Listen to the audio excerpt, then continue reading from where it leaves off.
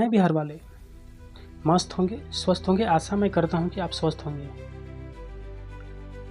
हमारे बीजेपी के कुछ नए उम्मीदवार, कुछ नए विधायक जो बिहार विधानसभा चुनाव में अभी जो जीत मिली है, कुछ नए विधायक हैं।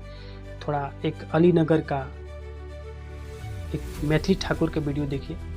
ब्लूप्रिंट क्या है? ब्लूप्रिंट में आपको कैमरे पे अभी कैसे बताऊं, ये तो बहुत ही निजी चीज है। आपने तो ये वीडियो देखे हैं। जिनको ब्लूप्रिंट के बारे में नहीं मालूम है वो विधानसभा चुनाव लड़ता है और जीत भी जाता है। इसके नाम पे, बीजेपी के नाम पे उनको वोट मिलती है और बहुमत से जीत होती है उनकी। ये बीजेपी के मैथिली ठाकुर एक नए के रूप में विधायक बनी है।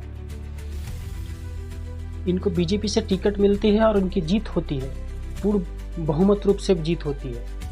और इनको ब्लूप्रिंट के बारे में नहीं मालूम है और ये क्या विकास करेगी। जिनको ब्लूप्रिंट के बारे में नहीं मालूम है वो क्या विकास करेगी। वही कहावत हो गया ना पूरे।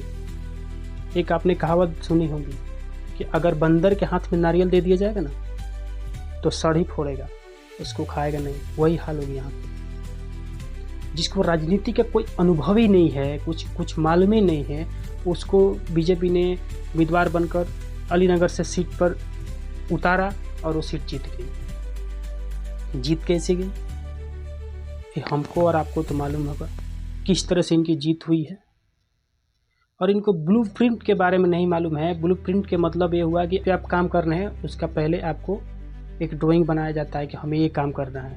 इनको ब्लूप्रिंट के बारे में ही नहीं मालूम है तो क्या विकास करेगी। और अलीनगर की जनता ने इनको पूर्ण बहुमत रूप से विजयी बनाया, जीत घोषित हुई।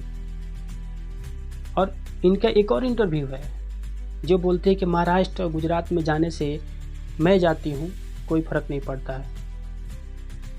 थोड़ा इस वीडियो को तो देखिए आप।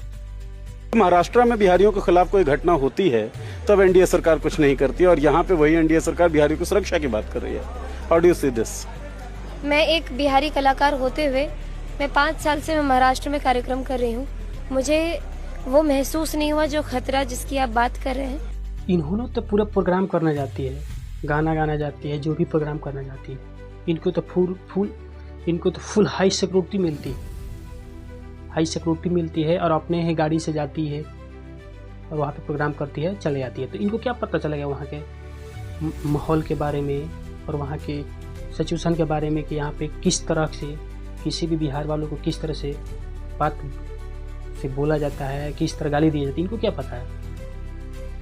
एक एग्जाम्पल बता रहा हूँ आपको। इनको एक बार महाराष्ट्र से मुंबई के बीच की लोकल ट्रेन में बैठा देना, उसके बाद बोलना कि आप सफ़र करो, फिर उसके बाद आप देखो कि किस तरह से खतरा है या नहीं है, फिर आप बोलिए कि महाराष्ट्र में जाने से कोई खतरा नहीं है। आपको क्या पता, आप तो जाते हैं हाई सिक्योरिटी में, किसी भी प्रोग्राम करने, जो भी करने आप जाती हो, आपको क्या फ़र्क पड़ेगा। हालांकि पूर्ण आपको मिलती है वहाँ हाई सिक्योरिटी, और आम जनता को क्या मिलता है, धक्का मुक्का खा के जाता है ट्रेन में।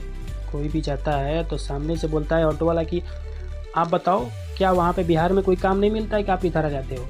तो क्या जवाब होगा आपका, कमेंट बॉक्स में ज़रूर अपना राय दीजिएगा। हमारे चैनल को सब्सक्राइब और लाइक ज़रूर कीजिएगा। थैंक यू, धन्यवाद।